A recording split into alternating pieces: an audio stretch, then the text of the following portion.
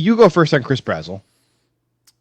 Yeah, so I think the thing with Brazzell that I think is really enticing for Green Bay is that he's big, right? He's tall at least, right? I think he's 6'4" or close to 6'4" and around 200, right? Which gets you He into this like is he is 6'4" and 1/8 and 198. okay. Yeah.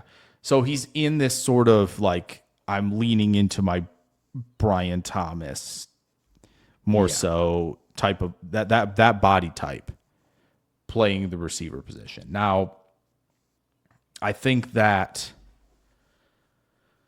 there are several times where Brazzell is gearing down and getting out of breaks on like outbreaking stuff that looks different from the rest of the Tennessee receivers that have played in this system, which makes sense. He didn't start there. He started at Tulane. So he's a Tulane receiver. We don't talk about Downgraded to the team. SEC. Yeah, we don't talk about where he went after that. But again, that level of efficiency that he has through the route breaks for someone that kind of tall and lanky is impressive. You don't necessarily see guys this tall drop the weight as well as he does at times. The Georgia game obviously wrecked him a new one, right? Like they're, I mean, just running past guys on the post, right? Just threatening a little leverage against zone in the red zone. And he wins to the goalpost essentially. He's done some good things elevating for the football right near the sideline through contact in that Georgia game. Again, you watch the Georgia game and you think this might be the best receiver in the draft. Now, I think that Didn't watch the rest of it. the consistency wanes heavily.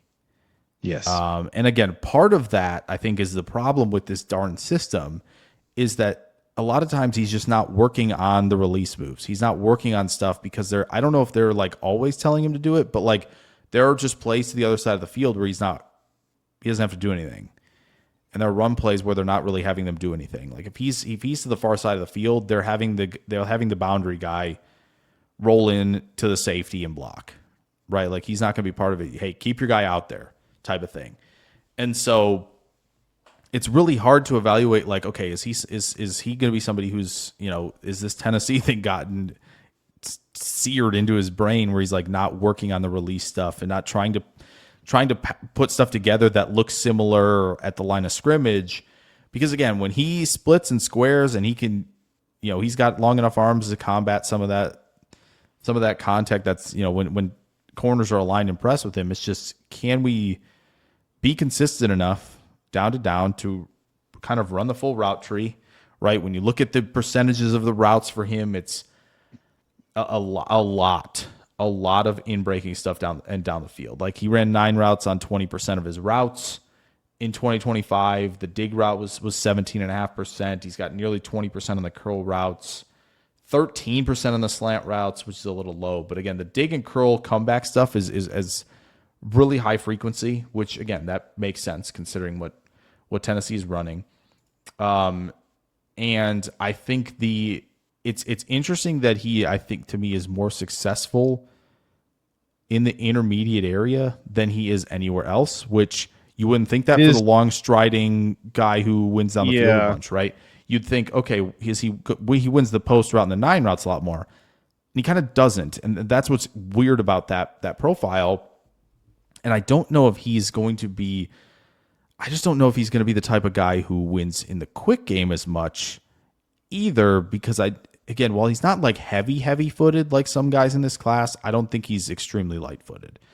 He kind of gets, I think, most effective when he's able to build up some of that speed off the line as you get to 12, 15 down the field, and he can do that. He can snap off these routes or just run down the field. Like, I just don't think he's going to be as dynamic in the short area, which again, that's going to intermediate and deep down the field. That's valuable targets. That's 5-step drop, 7-step drop, right? Kind of stuff that Green Bay's all over that. They love that kind of stuff. So I think that it's really easy to be like, okay, this guy's tall and the route breaks are really good and he's can create explosive plays, and it's like, oh, he's just different than any other Tennessee receiver, which I think it's very It's possible accurate. in the range of outcomes. The range of outcomes Sure. could see him become a guy like a Brian Thomas who is affecting the game at the second and the third level down the field, right? In that role, not necessarily as impactful as Brian Thomas, but more of like that role of and kind of where Okay. Watson does his best work is second and third level, intermediate deep down the field. But is he going to be successful enough deep down the field where the targets continue to get more contested the further you go down the field? I don't know. So it's a consistency thing. There were some drops near the end of the year that didn't look as clean. So it's not even, it might just be a focus plus technique thing. Yeah, I worry that he just is going to kind of be in just kind of this weird realm of like my most successful stuff's intermediate, but I have the speed of a deep threat, and how do you juxtapose those things into finding the right Sure. role for him, right? Like I just don't know if I wouldn't put him. I would not have him as an X receiver. No. I think a Z receiver is very possible for him. The question is again, this Z receiver stuff. It's yes, down the field is going to be important, but can you? I think he does a really good job when he can adjust in high point away from contact, where he finds the ball and is able to kind of let guys run past him or stuff like that, right? Like when he gets clean looks at the catch point because guys are running past him and he sees the ball, That's it's true. good. It's good. When it's a little tighter, he's almost in a better position when the Georgia play where he's trailing the guy and he's able to kind of just pick that ball off from off the corner's head. That seems to jump be where ball, that and those scenarios aren't always going to happen. Like he feels like somebody to me who is going to get squeezed to the sideline a lot by corners because he hasn't developed the plan of attack yet. And he doesn't have, I don't think at least, unless it's outbreaking stuff, because he's always somebody who is, they're having him split release dive inside. And so that opens up, obviously, that can open up both ways of like he's setting up the dig, he can lean snap the dig, or he's working out. And I think it's just he has to be more adaptable at the line and in the stem when everything doesn't look so clean for him. And I think that's not always successful for him. And that's really going to be, it's just where I think the range of outcomes are insane with Brazzell. Like I could see the high end outcome of this, of him being a really, really impactful Z. In maybe Alec Pierce is a good comp for this, perhaps, of like where we could see him being, because I don't know if he's going to get maybe to Brian Thomas's level, but at least Brian Thomas is a rookie level. But also this could get dangerously close to the Denzel Mims. I'm trying to think of another guy that. No, Mims is exactly where I've been going. Exactly where I've been going. I was trying to think of that- another guy who would be in this realm. I just don't. I was trying to go through a bunch of these, like trying to think of some other guys who were like in that wide range of like just never had it. I think he's way more efficient and sharp than like a Terrence Marshall, so that didn't really work for me. I think Mims is probably the closest thing to like that could be the floor. Like, yeah, this could be kind of a yikes thing. I think that it was accurate when you said that he is different than all the other Tennessee wide receivers we've seen in the last few years. But to me, I do always come away feeling like he is pretty limited. He's not just skinny. He's crazy skinny. He's the only guy at the combine who was 6 foot or taller and under 200 pounds. He's got very slim wrists, very slim waist. He's just like a scrawny dude, has no body mass to him whatsoever. Like, think Christian Watson at his thinnest and skinniest, and think about how much more you like Christian Watson's body now that he's actually bulked up. Like, Chris Brazzell needs that plus a lot more. He also, to your point, the contested catches are not great. 41% contested catch rate. Well, and it's frame, small. He's It plays in. he's No got question. those nice jump balls. He's got the hops, right? Yeah. It's just he has to be away from he does. contact. He really does. He's I like think I've you. got You him. want him to succeed as a. You go ahead and you have a picture of the guy you want to put up, or you just want to tell us? I was He just has- thinking of two players that sprung to mind. Like QJ's a nice little recent example, I think, of a guy who had the rare movement skills, but needed to be put in a clear defined role. Now the problem is I think QJ has rare movement post catch, where I just don't think Brazzell has that level of springy. Tyquan Thornton is another one that fits really well here with what the floor You're could just look listing like. every So Packer fan wish list wide receiver over the years who didn't pan out in the NFL. That's just what you've been doing this whole time. Mims was the like kind of There- late riser through the process. Thornton ran the fast 40. He's decently productive. I'll give him that. Yes. He's got a .97 OPS. I will say when he has the ball in his hands, for the catches that he has, he's not as productive as I'd like him to be. He's not just first downs, but like the first downs per target are not that great. It's hovering around 45% for his career. And just 86 targets, 61 receptions. Okay. Like that's fantastic. And then it's just 1,000 yards, 9 touchdowns. Yeah. He's 22 and a half years old. Grades out pretty nicely, except for, go figure, run blocking. Wow, can't believe that the skinny guy with tiny wrists can't run block. He's so speedy and so tall, and yet he leaves you wondering, like, can he actually handle being a Z receiver in the NFL? I'll tell you this, Dane Brugler.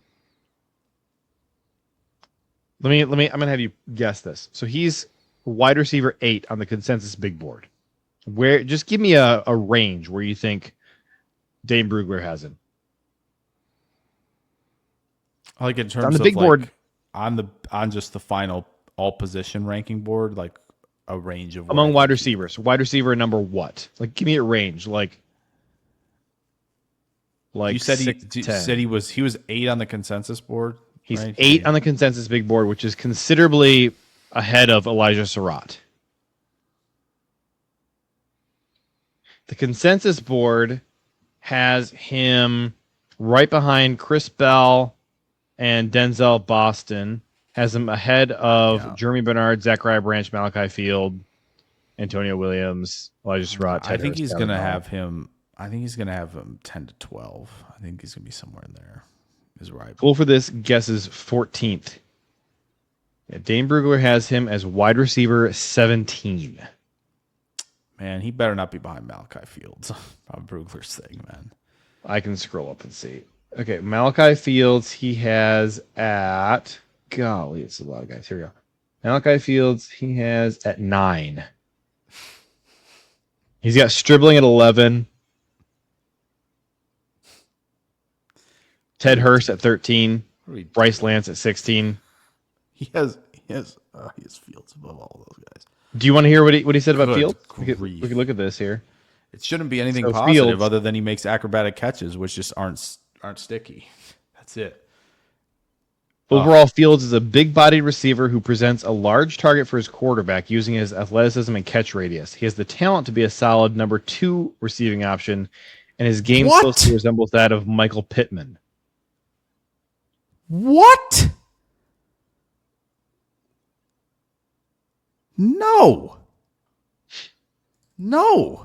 No, he doesn't. He doesn't resemble Michael Pittman at all. I'm sick of these Michael Pittman comps this cycle. People comparing Boston and Fields to Pittman. That is a disgrace.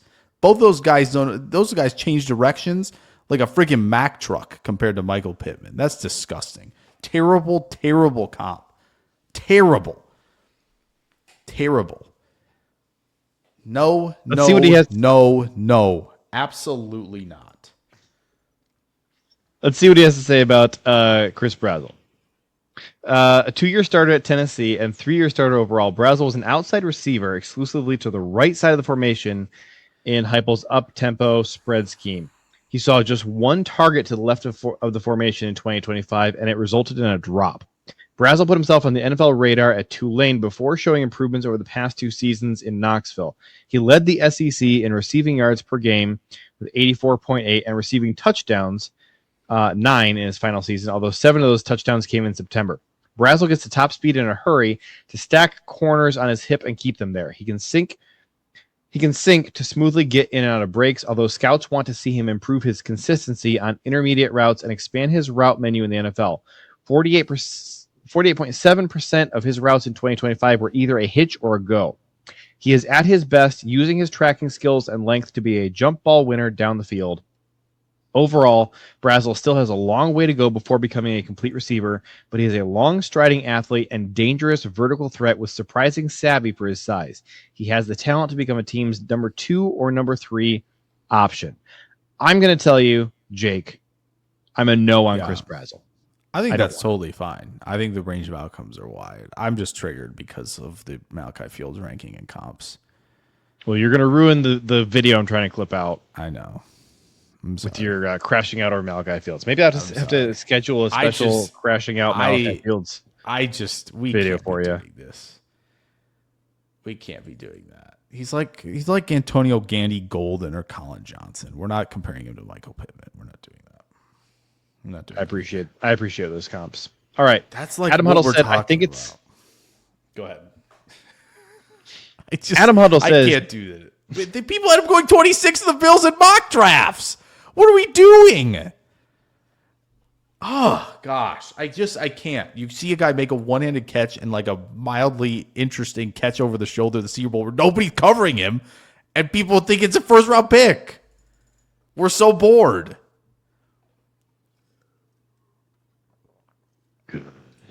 I can't. The hate flows. I literally can't do it. I can't do it. I have to get out of here. I don't understand what we're doing. Malachi Fields What's at it the going to bottom take of everybody's rankings. I just don't understand. Like this is the can't play dead in a Western tier. That's what it is. That's what the tier is. He's in it.